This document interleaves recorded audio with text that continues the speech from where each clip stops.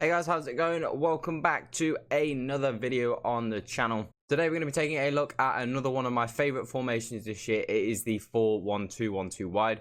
I know a couple of you guys want me to check this formation out as well, so we are doing it today. If you do enjoy the content, you do want to see more, make sure you do hit that subscribe, and it does help us out massively as well. Make sure you do follow us on Instagram and Twitter. Make sure you do also follow us on Twitch, as we're going to be doing a lot of streaming, hopefully over the summer on Twitch. So if you guys can come and drop us a follow over on Twitch, that would be much appreciated as well. So without further ado, going into the 4-1-2-1-2 wide. Now this is a formation that has been really popular over the years in FIFA. Definitely a formation that I've enjoyed playing when I've used it. For example, in draft, I've always had a good time with using it. I know a couple of you guys want me to check it out as well, so we're using that formation today. In terms of the tactics, these were what I settled on. I decided to go for balance on the defense, simply because it is quite a spread out formation. You know, that it's not like a narrow sort of formation. It's quite a spread wide sort of formation. So as I've said before, using press formations does work well when you have sort of wingers and wide mids, which we do. However, because everybody is so spread out, a press wouldn't be very effective, because there's already quite a lot of pockets for people to be able to play through as it stands, and using a press will kind of just exacerbate things. So balanced is definitely the best way to go with this formation. In terms of width and depth, you can play around with it a little bit, especially the depth. That kind of depends on how good you are as a defender, kind of dictates how high or low on the depth you go. I found that 4 was pretty effective, and width-wise, defensively, again, I'd say you probably want to be a little bit narrower in terms of defense, because your team is already quite spread out. As kind of like a neutral standpoint, you know, the gaps between sort of your left mid, your cams, your CDMs is all quite wide, so you want to be a little bit narrower in the defense for sure. I went for fast build up, and again, this because of the width that we've selected for the defense and offense, because we want things to be a little bit more compact. That's going to make obviously fast build up a little bit more effective, because I said before, fast build up works best in formations where, you know, the play is quite compact and your players are quite sort of narrow and close together. So by using this method of being a little bit more compact in the defensive and offensive width, fast build up will be a lot more effective, because long build up just does not work and possession is a little bit boring in my opinion. So fast build up is definitely the most fun way and effective way to play using this formation. And then when it comes to like players in the box, corners and free kicks, we've pretty much kept it as standard as always. You know, I don't like to have too many players in the box because I don't want to get countered too often. And 2 on the corners and free kicks, has a few players forward, but still you have plenty of players forwards.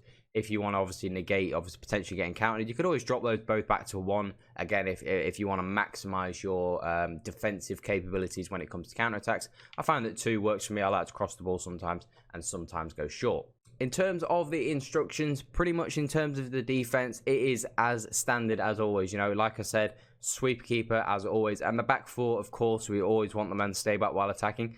There's never personally for me a situation where I think you need to play anything different. I think stay back while attacking is always the best.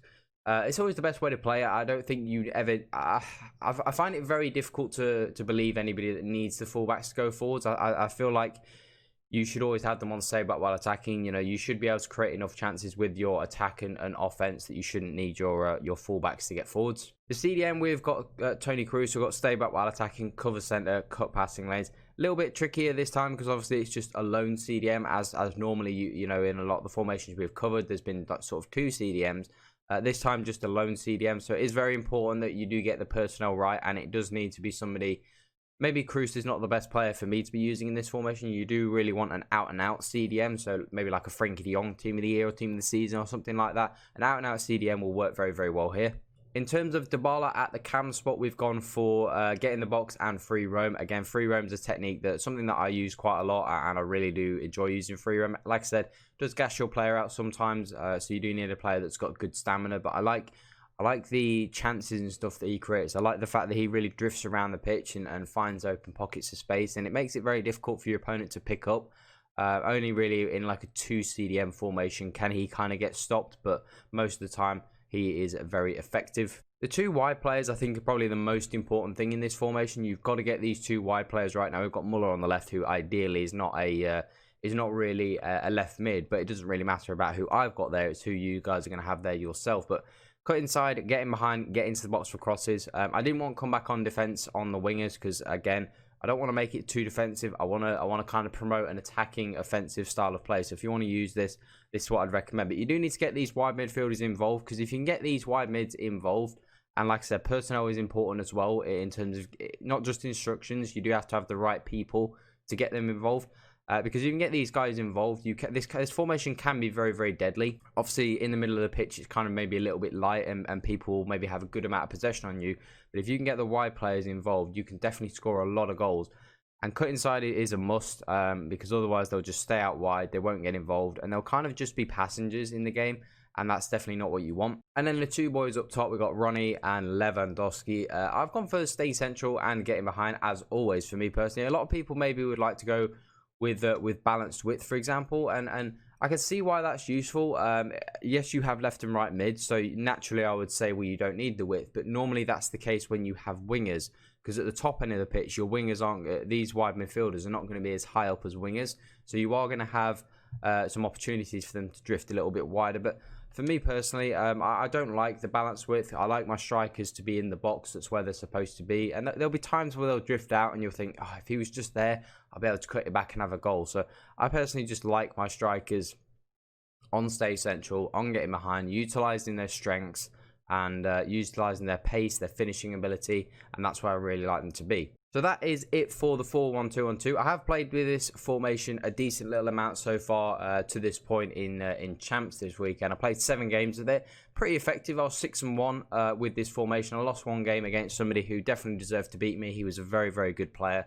And I think even if I'd have been using a formation that I'm familiar with, he still would have beaten me. He was a very good player and deserved to win the match. But overall, I do like this formation. I do think it is a good formation. I personally prefer this to the 4-1-2-1-2 narrow.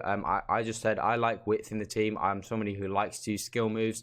I like the width. I don't like to play with super narrow formations. So I personally would pick this formation over the 4-1-2-1-2 narrow. But if up to you, depends on your play style. It will really dictate which formation you pick. But that is it for the video, guys. So if you did enjoy, make sure you do hit that subscribe button. As I said at the beginning of the video, make sure you do go follow us on Twitch, because we're going to be doing a lot of streaming over on there, probably mostly FIFA 21 related stuff. So hopefully you guys can drop us a follow, because I really do want to bring streaming into this channel next year. So it would be really much appreciated if you could go over and follow us on Twitch as well. Make sure you follow us on Twitter and Instagram, because that's also going to be a lot of FIFA 21 related content going over there too. Make sure you drop a thumbs up if you did enjoy the video as well. But that is all for today, guys.